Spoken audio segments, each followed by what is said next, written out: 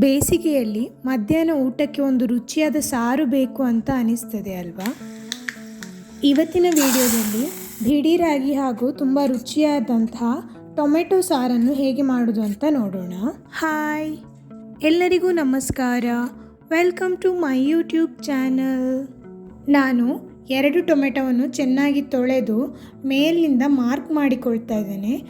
ನಾನು ಟೊಮೆಟೊವನ್ನು ಇಡಿಯಾಗಿ ಬೇಯಿಸಿಕೊಳ್ತಾ ಇದ್ದೇನೆ.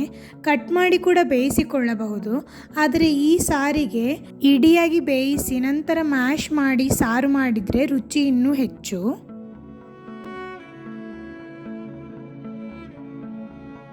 ಟೊಮೆಟೊವನ್ನು ಇಡಿಯಾಗಿಯೇ ಬೇಯಲು ಇಡ್ತಾ ಇದ್ದೇನೆ. ಇದು ಚೆನ್ನಾಗಿ ಬೇಯಬೇಕು.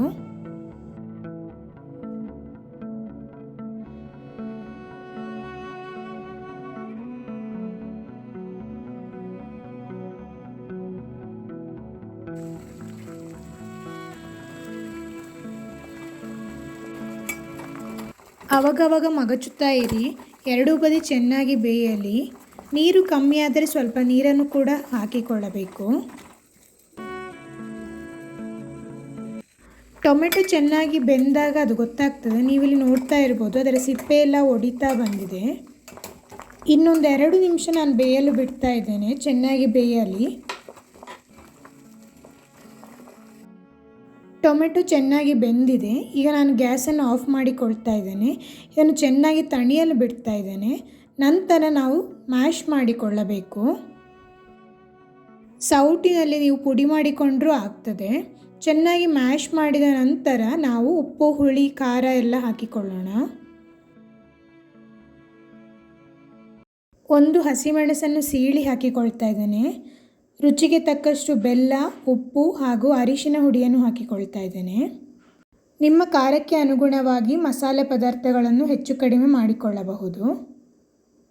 ಟೊಮೆಟೊ ಸ್ವಲ್ಪ ಜಾಸ್ತಿ ಹುಳಿ ಇದ್ದರೆ ಬೆಲ್ಲ ಸ್ವಲ್ಪ ಜಾಸ್ತಿನೇ ಬೇಕು. ಈಗ ಇದನ್ನು ಚೆನ್ನಾಗಿ ಕುದಿಯಲು ಬಿಡೋಣ.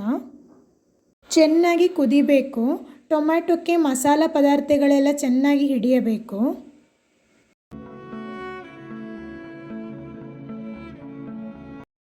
ಈಗ ಒಂದು ಬೆಳ್ಳುಳ್ಳಿ ಒಗ್ಗರಣೆಯನ್ನು ಮಾಡಿಕೊಳ್ಳೋಣ.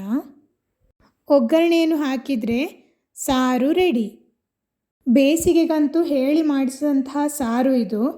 ದಿಢೀರಾಗಿ ಕೂಡ ಮಾಡಿಕೊಳ್ಳಬಹುದು.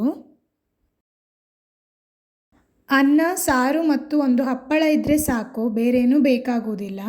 ನಾನು ಮನೆಯಲ್ಲೇ ಮಾಡಿದ ಹಲಸಿನಕಾಯಿ ಹಪ್ಪಳವನ್ನು ಹುರಿತಾ ಇದ್ದೇನೆ. ನೀವು ಬೇಸಿಗೆ ಕಾಲದಲ್ಲಿ ಯಾವ ರೀತಿಯ ಅಡುಗೆಗಳನ್ನೆಲ್ಲ ಮಾಡ್ತೀರಾ ಅಂತ ಕಮೆಂಟ್ ಮಾಡಿ ತಿಳಿಸಿ.